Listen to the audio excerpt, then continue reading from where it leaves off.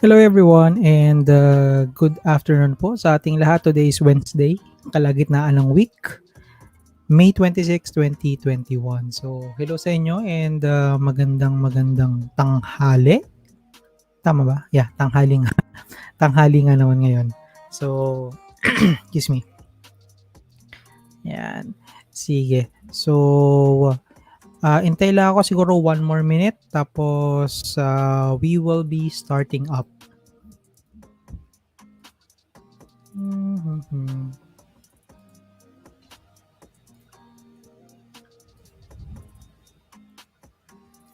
Ayan, okay. Sige. So ayan, unti-unti nang pumapasok yung mga kasama natin. So siguro just to just a starter ano. Let's have a quick market recap muna for now. So as we can see here, PSEI is doing really well.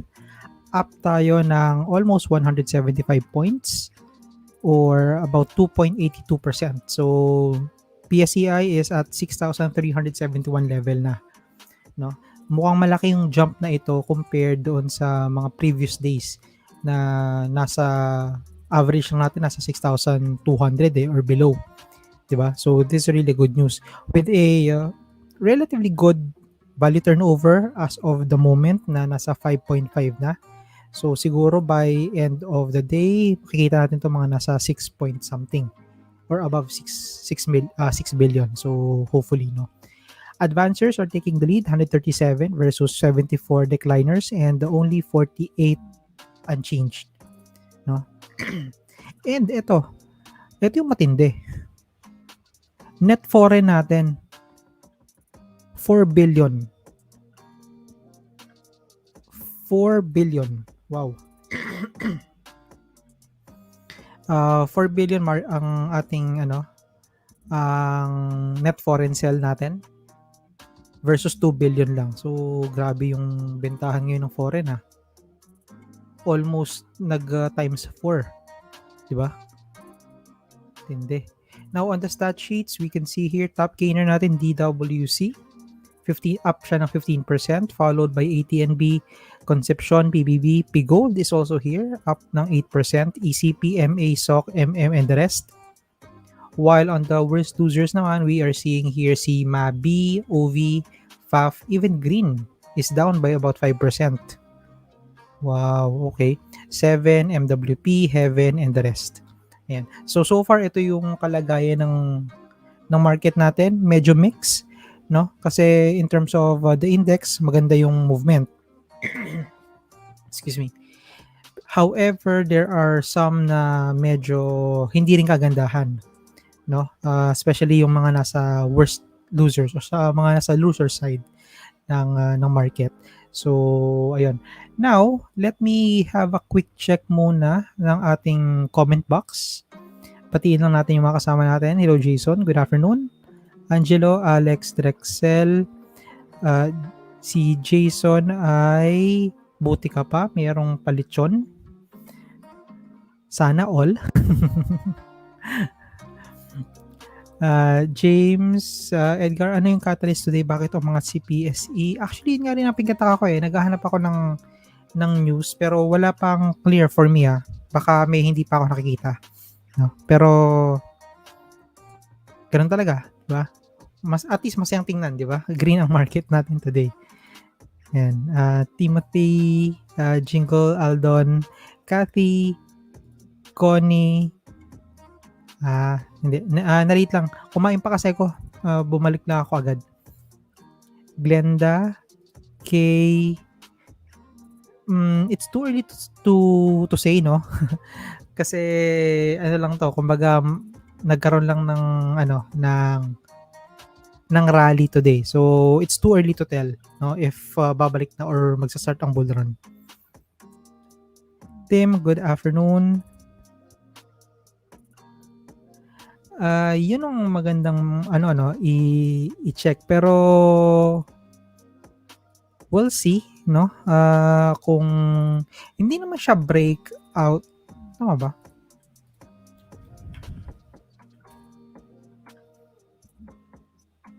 Oh, okay. Oo nga, no? May pagka-breakout nga siya.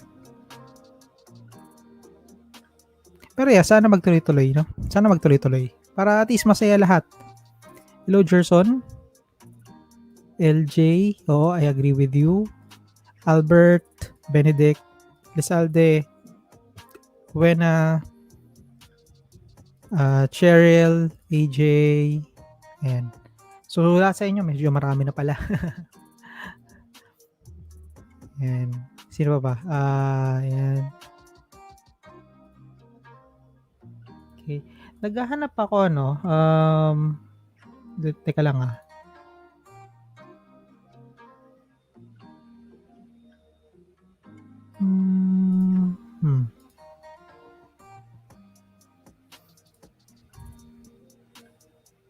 So far kasi wala pa ako makitang specific na reason eh. Although it would be very very interesting, no? To find one. Sige, I'll try to update later on kung may makikita akong specific dito. Pero so far kasi wala pa.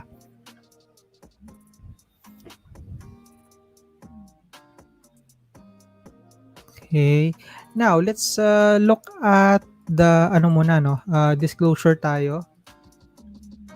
Let me try and refresh. Ayan. Okay.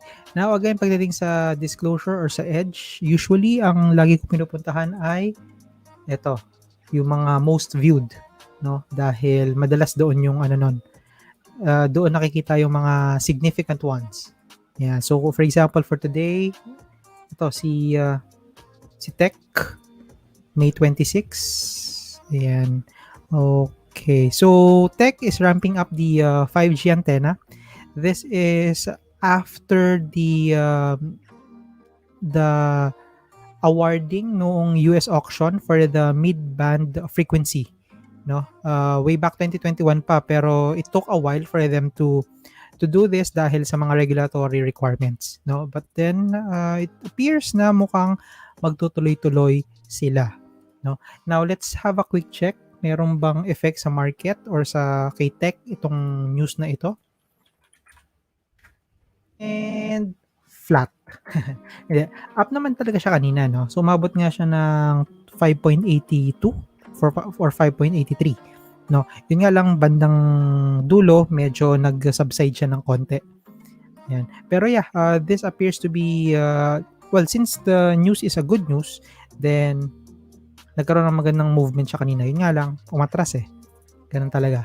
No? There are some news na short-lived lamang. No? And besides, it's just a news saying na parang it's just a confirmatory news, no? In my opinion. Etong binigay ni Tech. Okay? Makikita pa natin yung magiging effect nito doon sa kanilang bottom line or doon sa kanilang core earnings. Most likely baka nga next year pa eh. Kasi I don't expect this one na mabubuo agad in just a matter of months. Diba? Most likely by next year pa to. Pero this is still a good start, no? Kaya nasabi ko na this is still a good news. Okay. Another one, itong si Prim. Okay. So with Prim, ito kahapon pa to. Nabalitaan ko to kahapon. Ay, pati yan ang lumalabas. Prim. Ayan. Ayan.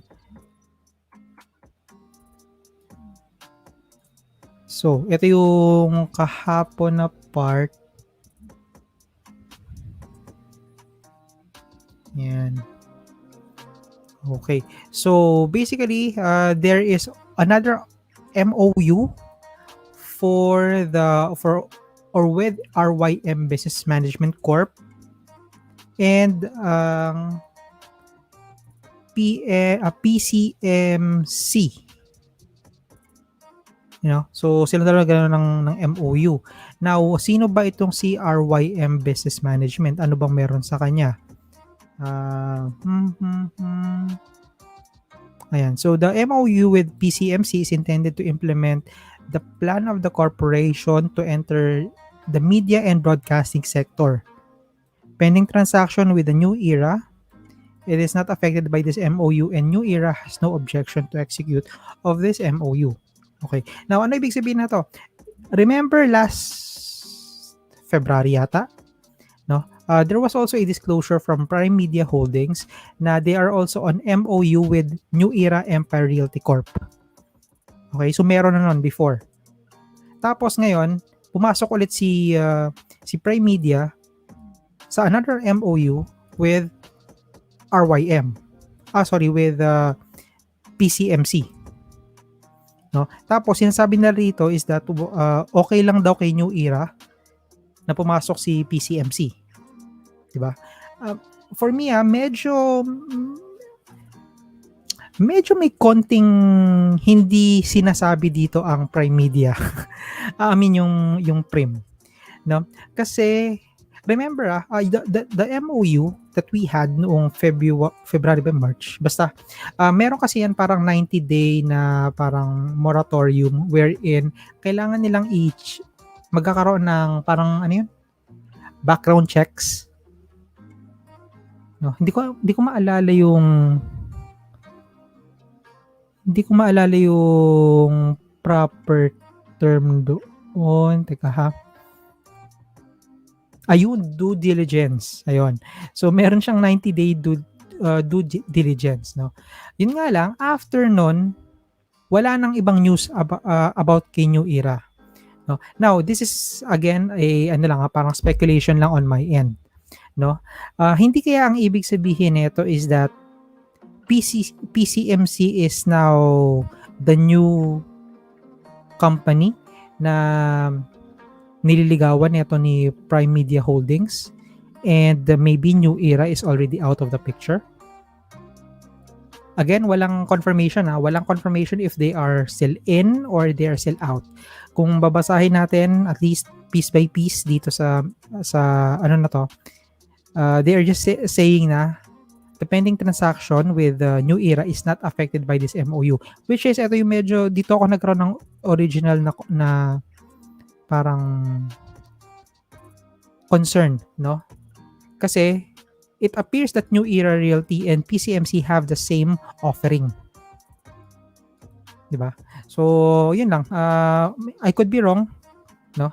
Pero yun lang yung napansin ko sa kanya. Now, let's see how Prim is doing right now. Affected ba siya ng news? And nope. Wala lang. Tamang galawan lang siya, no? So, mukhang walang effect yung naging disclosure ni Prim kahapon sa stock. And imagine, value turnover is still at around 7.7 million lang. So, may kaliitan, di ba? Yan.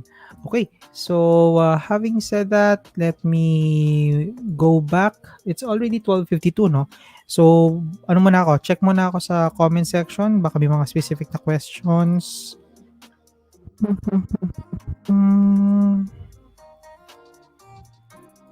Ban, hindi ko pa alam. CLI bounce. Parang, no?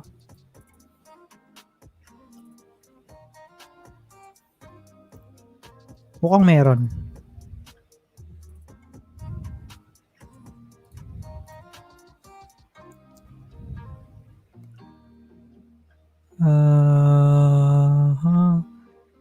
Sana ba ako? Ben, oo nga, hello sa just from Taiwan, and yes, maganda yung volume natin so far, no? So, I really hope na talaga magtuloy-tuloy siya. Although, meron bang report about the vaccine? Parang wala pa ako nababalitaan. Ang COVID cases natin is steady at the less than 5,000 level per day na tayo. So, 3 to 4,000 lang nakikita ko ng mga in the past few days. So, that is a good. Diba? Augusto, pwede. Oo, kasi 25 na ngayon eh. Di ba ang deadline nun is until 31 yata, di ba? May 15 hanggang May 31, if I'm not mistaken. So, anytime between today until this weekend. Yeah. Pero, eto lang, tingin ko lang, given na mababa yung natin, yung number of cases natin per day, baka ituloy-tuloy lang muna siya at the MECQ level.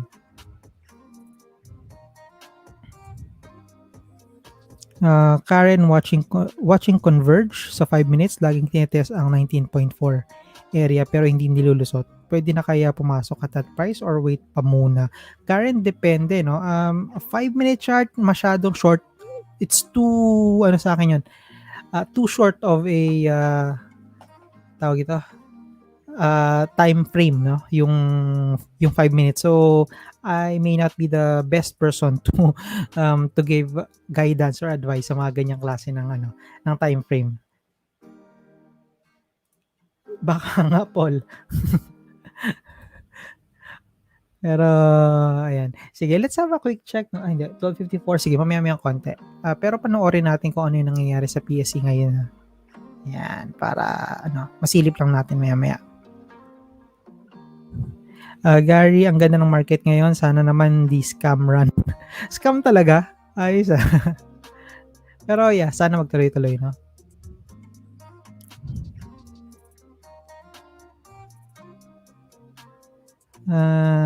Teka ha. I'm just randomly checking.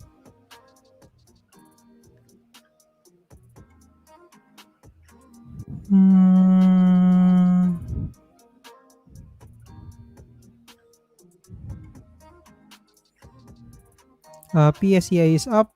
Sign of reversal na ba ng market? Again, it's too early to tell. No? It's too early to tell ngayon dahil, well, technically isang candle pa lang. And di ba nga, katulad ng sinabi ko before, I'm not really a big fan of yung mga biglaang lipad na mga candle or yung mga biglaang gantong candle. No? Mas gusto ko pa rin kasi yung alam mo yung steady. Steady lang, kahit mabagal, okay lang. Diba? Maybe that is just me dahil isa akong swing trader. Kaya I would enjoy yung ganong klaseng version better. But since ito yung binigay sa atin ng market, then we will take it as it is. Diba? And okay. Now, 12:56 na, no? Let's have a quick market recap, end of day. Tama ba? End of day market recap muna tayo very quickly. So, ayan. PSEI is up, no? 144 points or 2.33%. So, we have closed for today at 6,341.24.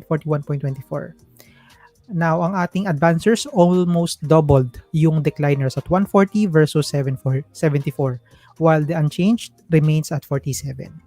Ayan. We are a net foreign sell for today of about 9.56 billion. Ayan. Now, on the worst losers, mukhang wala namang nag-change halos. Nandoon pa rin si Mabi, OV, FAF, Green. Siya. Nandoon pa rin nga si Green. Ayan. Even si TBGI, dito na rin. Mukhang biglang take profit na rin siya agad after the disclosure ng kanilang 25-year franchise renewal kahapon. On the top gainers, same trend. DWC leading the pack, 15.61% up, followed by ATNB, CIC, PBB, Pigold, and the rest. So, ayan, medyo may kagandahan, no? And makikita natin dito, no, on the top gainers, may mga blue chips tayo napapansin. So, we have GT Cap, we have SMPH, JGS. So, mukhang maganda, no? Mukhang maganda yung movement ng market natin so far. Ayan. Now, let me go back sa comment section and see kung may mga specific na questions, ha.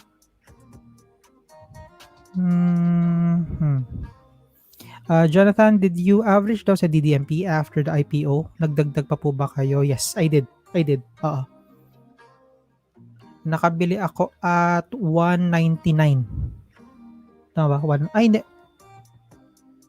199 ba yun? O 201? Basta yung dalawa na yun. Hindi ko na alam kung magkano dun. Nagdagdag akong konti. Yes. Kasi nga, again, REITs are my long-term portfolio, or REITs are part of my long-term portfolio.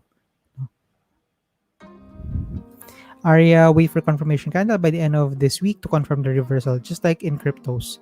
Actually, hindi ko na nga napapansin yung crypto sa ngayon kasi sobrang busy lang talaga. no? Hindi na ako nakapaglaro. The last time that I was able to check the price of crypto was Monday or Sunday pa yata. Hindi pa ako ano ulit.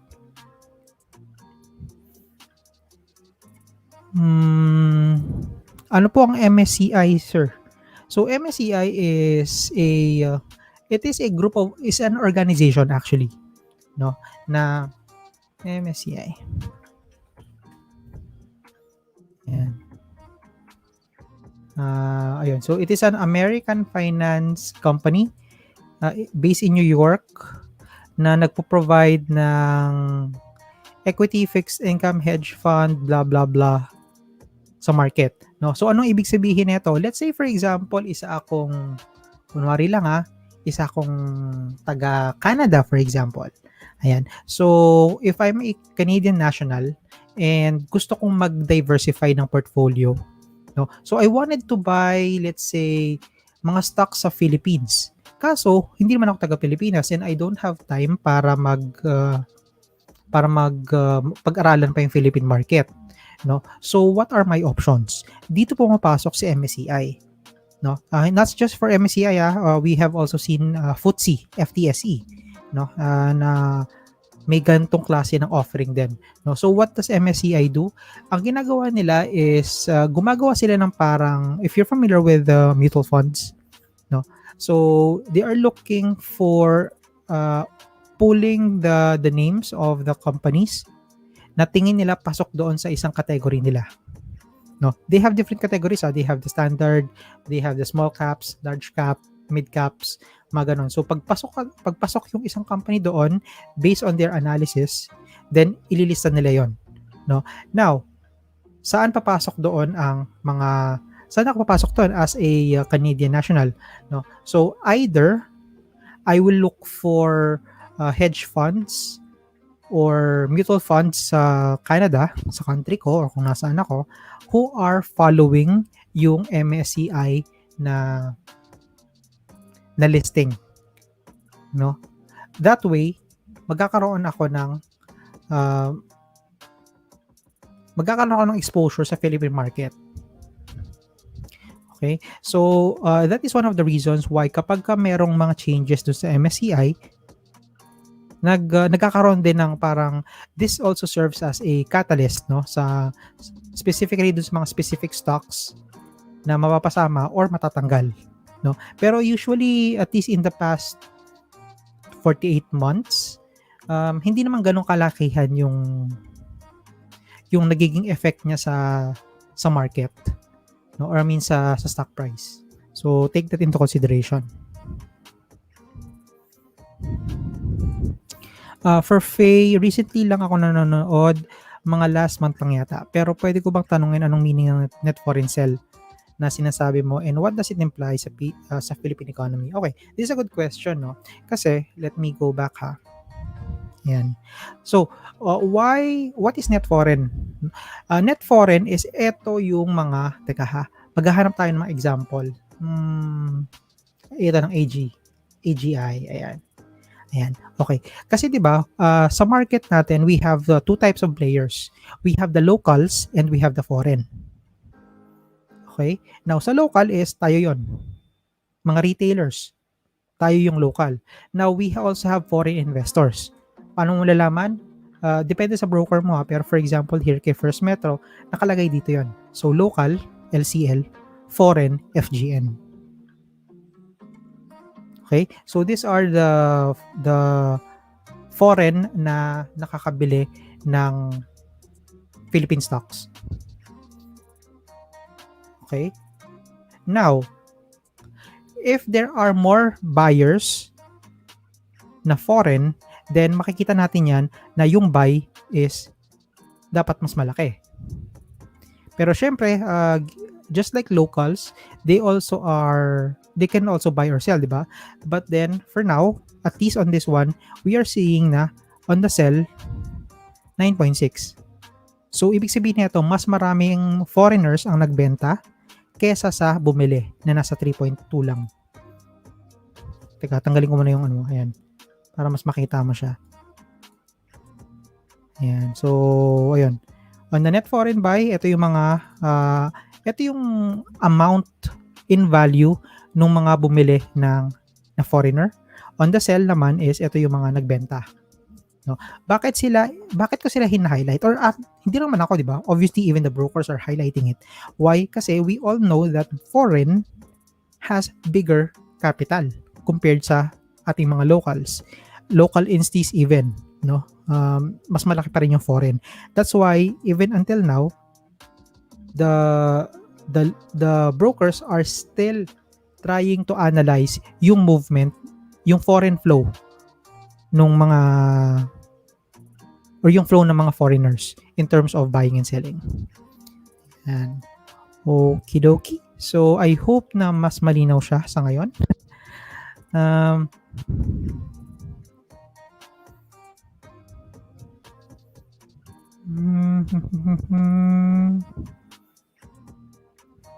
and okay. Sabi ni Ban dito na speaking of large, mid, and small caps, di ba blue chip if market cap is more than 60 billion? Paano if more than 60 billion pero hindi kasali sa index stocks? Ano po ang label, boss? First liner po ba?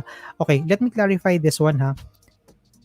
Yung sinasabing first liner, this is not an official category sa market. Okay, ang nagsasabi lang nito is yung mga traders, no? So we have first liners, second liners, third liners. Okay, so these are not official. Okay, now from what I know, first liners are those stocks na nasa blue chips. Okay, second liners, these are the growth stocks. Third liners are the penny stocks or yung mga murang price point. Okay? So kaya hindi natin masasabi which is which, no? Maybe first liners would be very easy dahil index lang naman 'yon. No, but second liners, those are the growth. So that could be anything, no? That could be anything talaga. Now 60 billion, I'm not sure where you found this number, no? Pero walang specific na market cap value para masabi na pasok ka sa blue chip. Kasi again, may tatlong category para mapasama ang isang stock doon sa index, no? One of them of course is the market cap, no? But then with market cap kasi that could be kung ilan 'di ba? What if there are 100, kunwari lang there are 100 companies na above 60 billion? Diba? So by ranking siya. Okay? So apart from market cap, para mapabilang sa index, nandoon din yung volatility sa market. Ibig sabihin nun, at least nasa, hindi ko lang alam yung specific na number pero I think mga around 30% yata ng overall nung kanyang traded value, kumbaga nasa top 30 siya dapat. Top 30 or top 50 something. No, in terms of traded value. And then the third one is measure of stability. No, yung a company that has undergone a lot of market cycles pero active pa rin siya or at least stable pa rin siya. Parang ganun. And okay. Ito last na lang po muna kasi 108 na. Sabi ni Arya, what do you think are the industries na maging leader once na maging GCQ na ang NCR at mag-reopen na ang market? Anong industries? Parang walang I think na mention ko na siya kahapon yata or nung Monday, no? Pero wala ako makita na specific kasi when you say industries, then I'm thinking you're referring to some of the sectors. No, and then if you try to look at the pandemic situation right now, almost everyone, 90% of our stocks here in the market ay affected, no? So that means kapag ka nag-reopen yung market, then babalik yung sentiment doon sa 90% na yun para makapag-rebound siya. Now, sino yung magiging leader? Okay. this is just a ano lang a guess from my end, no? Since hindi ka nagbigay ng time frame, I would assume na ganito na lang. Ang ilalagay kong assumption is if we went back to or if we go back doon sa previous situation natin pre-COVID, no? And if that's the case, then I would say the tourism sector dahil sila yung pinaka-affected ngayon eh. 'Di ba? And sila rin yung pinaka bumaba yung presyohan dahil sa pandemic. So ano yung mga nasa tourism sector? These are of course the airline industry, the airport operation industry, yung mga resorts and gaming. Yan. So sila ang tingin ko makaka-rebound, no. Ang tanong diyan na maganda is kung kailan. And that is something na we really don't know yet. No, kung kailan siya mangyayari. Okay. So ayun, yun guys, hanggang dito lang po muna tayo. Very quick lang itong ating naging end of the market recap. By the way, later on mamaya Wednesday, unfortunately may mga sunod-sunod pa rin akong meeting mamayang gabi. So hindi ako makakapagbigay ng stock kwentuhan mamaya, no? So I hope to see you by tomorrow sa ating end of day. Ayan. And syempre, if you find this type of session helpful, please consider liking, commenting, and sharing yung mga videos natin para mapansin naman tayo ng algorithm ng mga social media. Okay. So, ayun lang po. That is it from our session today. Thank you so much for tuning in and have a pleasant afternoon everyone. Bye-bye.